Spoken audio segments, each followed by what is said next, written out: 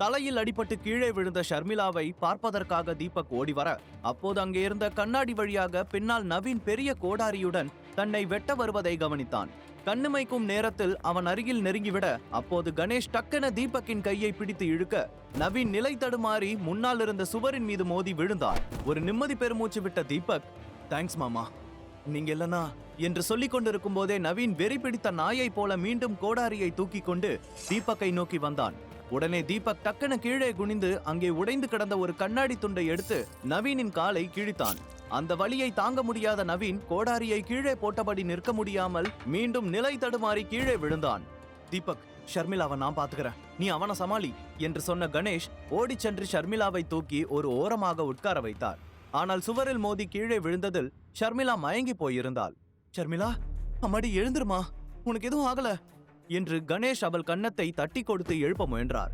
ஆனால் ஷர்மிளாவிடமிருந்து எந்த அசைவும் தெரியவில்லை. அதை பார்த்து கணேஷ் ரொம்பவே பயந்து போனார். இன்னொரு புறம் தீபக் நவீனின் காலை கிழித்ததும் வலி தாங்க முடியாமல் ரத்தம் வழிய தேய்த்து கொண்டே வீட்டின் நடுவே ஊர்ந்து சென்றான் நவீன். தீபக் கோபமாக அவனை நோக்கி வர, சில பாடி கார்ட்ஸ் தீபக்கை தாக்க வந்தார்கள். உடனே தீபக் அருகில் கிடந்த ஒரு உடைந்த டேபிளின் மரக்கட்டையை எடுத்து அங்கே இருந்த மொத்த ஆட்களையும் அடித்து வெளுத்தான். வலி தாங்க முடியாமல் எல்லோரும் ஆளுக்கு ஒரு திசையில் ஓட ஆரம்பித்தார்கள். தீபக்கின் வெறித்தனத்தை பார்த்து காயத்ரி தேவி ஆடி போனார். அவர் குடும்பத்தை சேர்ந்த ஆட்கள் எல்லோரும் மூளையில் சென்று ஒளிந்து கொண்டார்கள். அப்போது தீபக் மீண்டும் நவீனை நோக்கி வர, அவன் பயத்தில், தீபக், என்னை விட்டுரு, நான் உன்கிட்ட சாரி கேட்டுக்கிறேன், என் மேலதான் தப்பு, இனிமே உன் வழியில வரமாட்டேன், என்னை விட்டுரு பிளீஸ் என்று கெஞ்சிக் கொண்டே முன்னால் நகர்ந்து சென்றான். இதெல்லாம் என்கிட்ட மோதிரத்துக்கு முன்னாடி யோசிச்சிருந்திருக்கணும், நானும் பொறுத்து போயிட்டு இருக்கேன், என்கிட்டயே உன்னோட வேலையை காட்டுறியா என்று சொன்னவன் அவனுடைய காலில் காயம்பட்ட இடத்தில் தன்னுடைய ஷூ காலை வைத்து அழுத்தினான் தீபக். உடனே நவீன் வலி தாங்க முடியாமல் அலறினான்.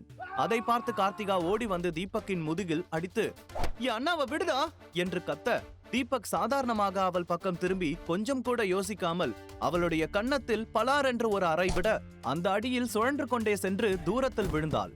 பொண்ணுங்க மேல கை வைக்க கூடாதுன்னு என் அம்மா அடிக்கடி சொல்லுவாங்க, ஆனா உன்னை நான் ஒரு பொண்ணாவே மதிக்கல, திரும்ப என்கிட்ட வந்த கை காலை உடைச்சு உட்கார வச்சிருவேன் என்று தீபக் மிரட்ட, பயந்து போன கார்த்திகா தடுமாறியபடி எழுந்து காயத்ரி தேவியின் பின்னால் ஒளிந்து கொண்டாள். தீபக், நான் தான் சாரி கேட்டுட்டான்ல, என்னை விட்டுரு, இதுக்கு மேல என்னால தாங்க முடியாது, ரொம்ப வலிக்குது தீபக் என்று நவீன் வலி தாங்க முடியாமல் அலறினான். அவன் கண்களில் இருந்து கண்ணீர் அருவியை போல கொட்டி கொண்டிருந்தது. தன் கண் முன்னால் தன் மகன் அடிவாங்கி கொண்டிருப்பதை பார்த்து சௌந்தர்ராஜுக்கு அவனை காப்பாற்ற வேண்டும் என்று இதயம் துடித்தாலும் தீபக்கின் மீது இருந்த பயத்தில் அப்படியே அமைதியாக நின்று கொண்டிருந்தார். அதுவரைக்கும் பொறுமையாக எல்லாவற்றையும் பார்த்து கொண்டிருந்த காயத்ரி தேவி தோல்வி தங்கள் பக்கம்தான் வரப்போகிறது என்று தெரிந்ததும், போதும் எல்லாரும் நிறுத்துங்க, இதுக்கு மேல இங்க எந்த பிரச்சனையும் வேண்டாம் என்று கத்தினார். அதை கேட்டு எல்லோரும் அவர் பக்கம் திரும்பி பார்த்தார்கள்.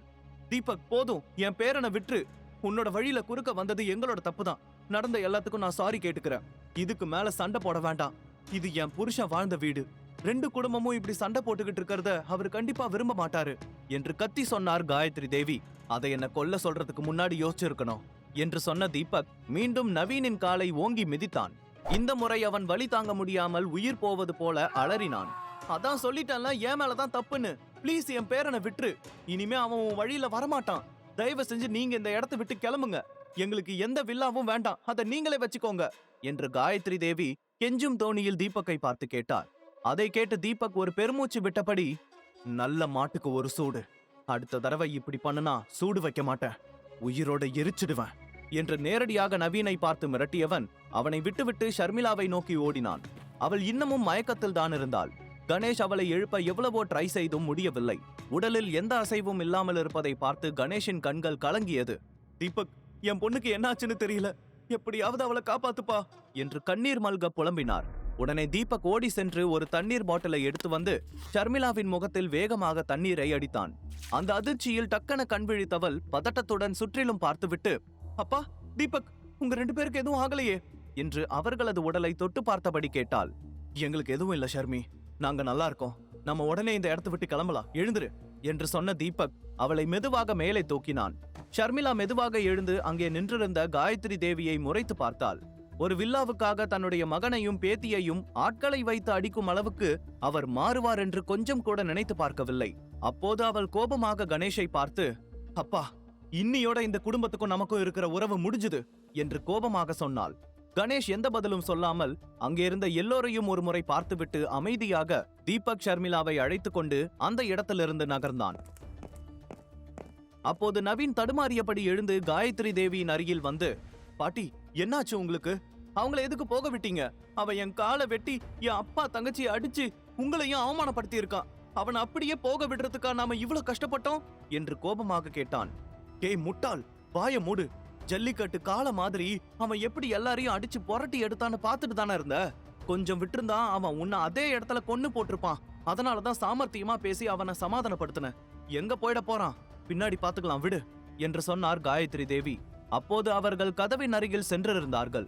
உடனே காயத்ரி தன் ஆட்களிடம் கையை நீட்டி கதவை திறக்கச் சொல்லி சைகை செய்ய உடனே அவர்கள் கதவை திறந்தார்கள். அப்போது சித்தார்த்தின் அப்பா கேசவனின் கார் அவர்களுடைய வீட்டு கேட்டுக்குள் நுழைவதை காயத்ரி தேவி பார்த்ததும் உடனே கதவை மூடச் சொல்லி சத்தம் போட்டுவிட்டு நேராக ஜன்னலின் அருகே வந்து வெளியே பார்த்தார். தீபக், கணேஷ், ஷர்மிளா 3 பேரும் குழப்பத்தோடு நின்றிருக்க, எதுக்காக கதவை மூட சொன்னீங்க என்று கோபமாக கேட்டான் தீபக். உடனே காயத்ரி தேவி பின்னால் திரும்பி, சித்தார்த்தோட ஃபேமிலி வந்துட்டு இருக்கு, சீக்கிரம் இடத்தையெல்லாம் கிளியர் பண்ணி சரி பண்ணுங்க, நவீனை ரூமுக்குள்ள கொண்டு போய் படுக்க வைங்க என்று சொல்ல சிலர் நவீனை தூக்கி கொண்டு உள்ளே சென்று அவனுக்கு முதலுதவி செய்ய ஆரம்பித்தார்கள். இன்னமும் சிலர் அங்கே உடைந்த பொருட்களை எல்லாம் அப்புறப்படுத்தி சிந்தியிருந்த ரத்தத்தை எல்லாம் வேக வேகமாக துடைத்து வீட்டை பழைய நிலைமைக்கு கொண்டு வந்தார்கள். கார்த்திகாவும் சித்தார்த் குடும்பத்தினரிடம் தன்னை அழகாக காட்டிக்கொள்ள மேக்கப் போடுவதற்காக தன்னுடைய ரூமுக்குள் சென்று விட்டாள். அப்போது காயத்ரி தேவி கணேஷின் பக்கம் வந்து, கணேஷ், சித்தார்த் வீட்ல இருந்து எல்லாரும் வந்திருக்காங்க. இந்த சமயத்துல நம்ம குடும்பத்துல நடந்த எதுவும் அவங்களுக்கு தெரிய வேண்டாம். தயவு செஞ்சு வந்து சோபாவில கேஷுவலா உட்காருங்க. இது என் பேத்தியோட வாழ்க்கை பிரச்சனை. உங்களை கெஞ்சி கேட்டுக்கிறேன் வாங்க என்று சொன்னார். அதை கேட்டதும் ஷர்மிளா கோபமாக, எதுக்கு? இதுக்கு மேல நாம ஒரு நிமிஷம் கூட இங்க நிக்க கூடாது. அப்பா, நம்ம கிளம்பலாம். கொஞ்ச நேரம் இங்க இருந்ததுக்கே எவ்வளவு பிரச்சனைகளை பார்த்துட்டோம். இதுக்கு மேலையும் இங்க இருந்தா என் புருஷன் கொலகாரன் ஆயிடுவான். அதை என்னால பார்க்க முடியாது என்று சொன்னாள். ஆமா அங்கிள், நமக்கு இவங்க சவகாசமே வேண்டாம், கிளம்பலாம் என்று தீபக்கும் அதையே சொன்னான். அப்போது சௌந்தர்ராஜ் அங்கே ஓடி வந்து, தீபக் அப்படியெல்லாம் சொல்லாதப்பா, நீ என்ன அடிச்சது கூட நான் மறந்துட்டேன். நம்ம குடும்பத்துக்குள்ள சங்கடங்கள் இருக்குன்னு அவங்களுக்கு தெரியும். ஆனா இப்படி அடிதடி வரைக்கும் போகும்னு அவங்க நினைச்சிருக்க மாட்டாங்க. என் பொண்ணு சித்தார்த் கூட வாழ நிறைய கனவு கண்டு வச்சிருக்கா.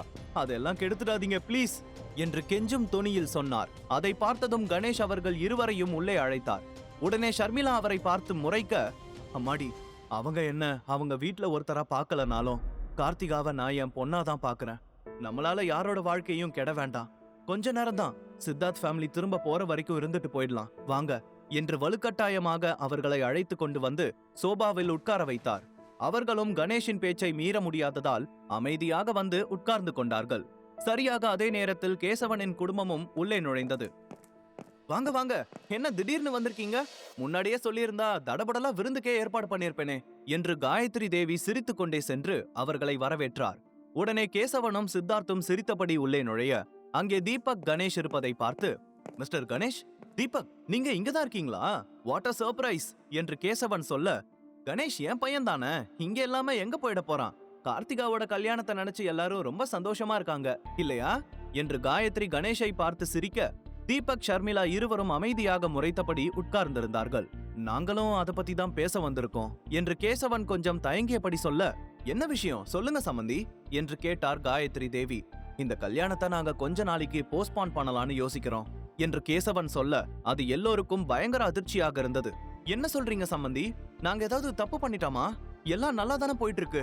நாங்க பத்திரிக்கை கூட அடிச்சு சில இடத்துல கொடுக்க ஆரம்பிச்சிட்டோம். இந்த சமயத்துல கல்யாணத்தை தள்ளி போடுற அளவுக்கு அப்படி என்ன நடந்துச்சு என்று அதிர்ச்சியுடன் கேட்டார் காயத்ரி தேவி. இல்ல, உங்க மேல எந்த தப்பும் இல்ல. எங்களோட சில தனிப்பட்ட காரணங்களுக்காக தான் இந்த முடிவை நாங்க எடுத்தோம். கல்யாணம் இன்னமும் கொஞ்ச நாள் தள்ளி வச்சா எங்களுக்கு ரொம்ப ஹெல்ப்ஃபுல்லா இருக்கும்னு தோணுச்சு என்று சொன்னார் கேசவன். கல்யாணத்தை இன்னமும் கொஞ்ச நாள்ல வச்சுக்கிட்டு இப்போ இப்படி சொன்னா எப்படி சம்பந்தி? உங்களுக்கு ஏதாவது பிரச்சனை இருந்தா சொல்லுங்க, எங்களால ஹெல்ப் பண்ண முடிஞ்சா கண்டிப்பா நாங்க பண்றோம் என்று கேட்டார் காயத்ரி தேவி. கேசவனின் வீட்டிலிருந்து திடீரென்று இப்படி ஒரு விஷயத்தை கேட்டதும் அவர்களுக்கு இதயம் படபடவென அடித்துக் கொண்டது. நேத்து ரயில்வே ஸ்டேஷன்ல பூங்கொடி கீதா கூட சண்டை போட்டது சித்தார்த்துக்கு சுத்தமா பிடிக்கலன்னு கார்த்திகா சொன்னா. அதுவும் இல்லாம அவ சித்தார்த்தையும் கோபத்துல திட்டிட்டதா சொன்னா. ஒருவேளை அதுதான் காரணமா இருக்குமோ என்றெல்லாம் காயத்ரி தேவி யோசிக்க ஆரம்பித்து விட்டார். நீங்க ஹெல்ப் பண்றேன்னு சொன்னதே போதும். இந்த சமயத்துல எங்களோட கமிட்மெண்ட்ஸை நாங்களே பாத்துக்கிறோம். இப்ப கல்யாணத்தை தள்ளி போடுறதால உங்களுக்கு ஏற்படுற இழப்புக்கு நான் ஒரு ஐடியா சொல்றேன். நான் உங்களுக்காக ஒரு பிசினஸ் பார்ட்னர்ஷிப் ஆஃபர் பண்றேன். அதை நீங்க எடுத்துக்கிட்டா நேரடியா 10ல இருந்து 15 கோடி வரைக்கும் லாபம் இருக்கும் என்று சொன்னார் கேசவன். அதை கேட்டதும் காயத்ரி தேவிக்கு பேராசையில் சந்தோஷம் அதிகமானது. உடனே சௌந்தரராஜை பார்த்து லேசாக சிரித்துவிட்டு, உங்களுக்கு நிறைய கமிட்மெண்ட்ஸ் இருக்கும், அத நாங்க புரிஞ்சுக்கிறோம் சம்பந்தி. எல்லாத்துக்கும் மேல நாம ஒரே குடும்பம் ஆக போறோம். உங்களுக்காக நாங்க இத கூட பண்ணலனா எப்படி? உங்களுக்கு எங்களோட முழு சப்போர்ட் இருக்கும். அதே சமயத்துல உங்க கூட பிசினஸ் பார்ட்னர்ஷிப் வச்சுக்கிறதுக்கும் நாங்க ரெடியா இருக்கோம். நாங்க என்ன பண்ணணும்னு மட்டும் சொல்லுங்க என்று கேட்டார் காயத்ரி தேவி. உடனே கேசவன் சில பேப்பர்ஸை எடுத்து நீட்டியபடி, ஒன்னும் இல்ல, இந்த பேப்பர்ஸ்ல இருக்கிறத படிச்சு பார்த்துட்டு நீங்க ஒரு கையெழுத்து போடுங்க, அது போதும் என்று சொன்னார். காயத்ரி தேவிக்கு பணத்தின் மீது இருந்த பேராசையில் படித்து கூட பார்க்கவில்லை. என்ன, மூணாவது மனுஷங்க மாதிரி படிச்சு பார்க்கவெல்லாம் சொல்லிட்டு இருக்கீங்க? நாமெல்லாம் ஒரே குடும்பமாக போறோம். உங்களை நம்பாம நாங்க வேற யார நம்ப போறோம் என்று சொல்லி கையெழுத்து போட பேனாவை எடுத்தார். அப்போது கேசவன் தீபக் பக்கம் திரும்பி, தீபக், சந்தானம் எப்படி இருக்காரு? ஒழுங்கா வேலை செய்யறாரா என்று கேட்டார். சந்தானத்தின் பெயரை கேட்டதும் எல்லோரும் உறைந்து போனார்கள். தீபக் சொல்லும் முன்பு கணேஷ் அவனுக்கு சைகை காட்டி உண்மையை சொல்ல வேண்டாம் என்று கேட்டுக்கொண்டார்.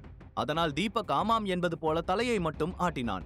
அதை பார்த்து கேசவன் சிரித்துக்கொண்டே, எனக்கு தெரியும், சந்தானம் எங்க குடும்பத்துல ஒருத்தர் மாதிரி. ரொம்ப வருஷமா என்கிட்ட வேலை செய்யறாரு. என்ன ஹெல்ப் வேணும்னாலும் அவர் கண்டிப்பா உங்களுக்கு பண்ணி கொடுப்பாரு. ஆனா எனக்கு ஒரு சின்ன வேண்டுகோள், இப்போ உங்களுக்கு அவர் தேவைப்படலனா என் கூட கொஞ்சம் அனுப்பி விடுங்க. இந்த சமயத்துல எங்களுக்கு சந்தானம் தேவை என்று சொன்னார். அதை கேட்டதும் காயத்ரி தேவியும் சௌந்தரராஜும் அதிர்ச்சியுடன் ஒருவரையொருவர் பார்த்து கொண்டார்கள். உள்ளே ரூமுக்குள்ளிருந்து கேட்டுக்கொண்டிருந்த நவீனுக்கும் பயங்கர படபடப்பாக இருந்தது. ஏனென்றால் அவர்கள் ஏற்கனவே சந்தானத்தை அடித்து காயப்படுத்தி இருந்தார்கள். அப்போது தீபக் காயத்ரி தேவியை பார்த்து ஏளனத்துடன் சிரித்தான். அவனுடைய சிரிப்பை பார்த்து காயத்ரி தேவி பயத்துடன் நின்று கொண்டிருந்தார். தீபக் உண்மையை சொல்வானா? சந்தானத்திற்கு நடந்த கொடுமை தெரிய வருமா? கார்த்திகாவின் திருமணம் நல்ல விதமாக நடக்குமா? முழு கதையையும் கேட்டு மகிழ பாக்கெட் FM ஏப்பை டவுன்லோட் செய்யுங்கள். லிங்க் டிஸ்கிரிப்ஷனில் கொடுக்கப்பட்டுள்ளது.